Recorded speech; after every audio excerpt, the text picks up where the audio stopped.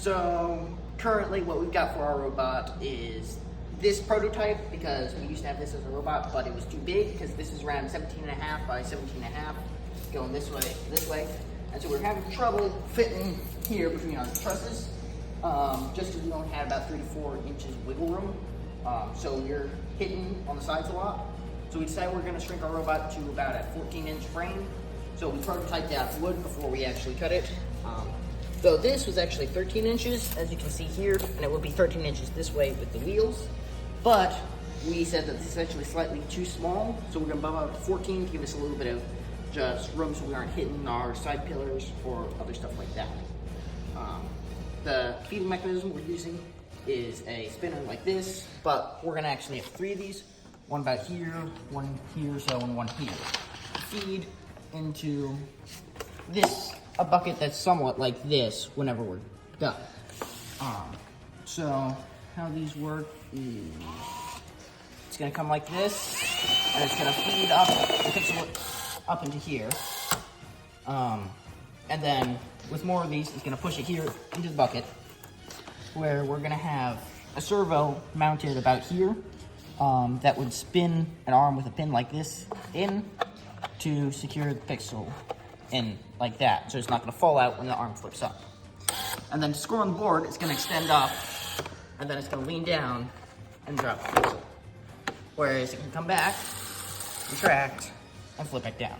And the reason why we decided to do something like this, instead of having the arm flip all the way over here and have like some sort of grabber to grab right here, was to just reduce the total amount of spin we have on this arm.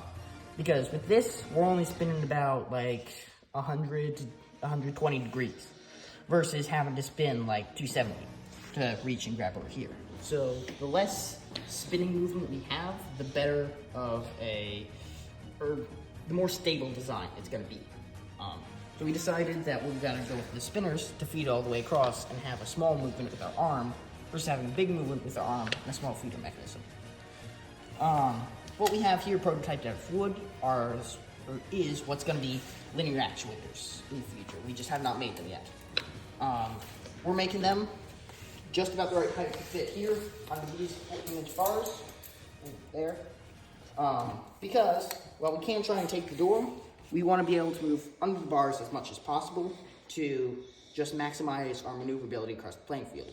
Because, once again, a large problem we had during scrimmage was getting bogged down by other robots or having trouble maneuvering through trusses. And how these are going to work is they're probably going to be slightly shorter than this, probably only like 9 inches or so, like that, back to here.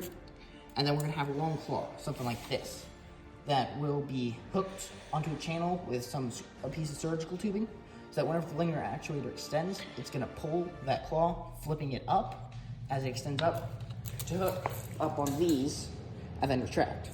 And the reason why we decided to have a claw flipping up instead of using, say, a servo-powered claw that's going to go through a hex shaft like this and spin at the end of our longer linear actuator is simply because there is more chance of error when using a servo, because we know for certain that when it extends as being pulled by a piece of stretchy surgical tubing, it's going to flip up. Whereas with servo, you could have trouble communicating if your wire got unplugged or anything else like that. And then we decided that we wanted a longer claw and a shorter linear extender or actuator, because they are fairly slow in comparison to some other things. We wanted to reduce the amount of time needed to hook up here onto these. So we decided a shorter linear actuator, because the claw flipping, it does not take very long. So by doing that, it is reducing the amount of time we need to hang. And then for our plane launching mechanism, I think we disassembled it to make these, but we're essentially sandwiching 2 chutes together to something like a V, and then we're just placing the plane in and launching it with a rubber band. We know about the dimensions. As I said, we took apart the prototype, so I can't show you, but we have gotten it to score first zone landing points. Besides that, we're mostly going to use the same mechanical wheels as before. But our motors, instead of laying sideways inside a channel, they're actually gonna stick vertically here. So we're actually gonna have motors there and there. Because this channel is actually gonna be a large C channel that comes across like this. And we're gonna have the motor running on the inside up here to where, and then this will power this wheel. And then we'll probably have something on the side that'll power our arm. This piece of cardboard here in the middle that the pixels run up when I spin them up and it slides along, we're actually going to be using a piece of real thin bendy aluminum. I'd probably say it's close to 64th of an inch, maybe 120th. I'm not exactly sure, but it's a real thin piece of bendy aluminum. And then we're going to use that as a ramp to slide the pixels up, just so that we don't have problems getting them at the right height for our bucket. I think that's it for now.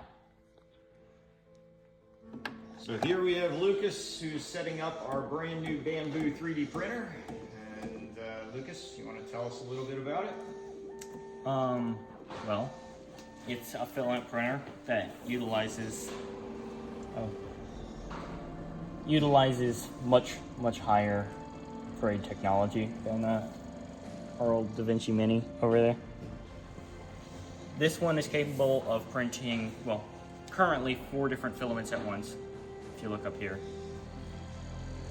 And that includes things like rubber filaments, carbon fiber. What is it doing? It's calibrating. Sounds like it's gonna explode, that's all.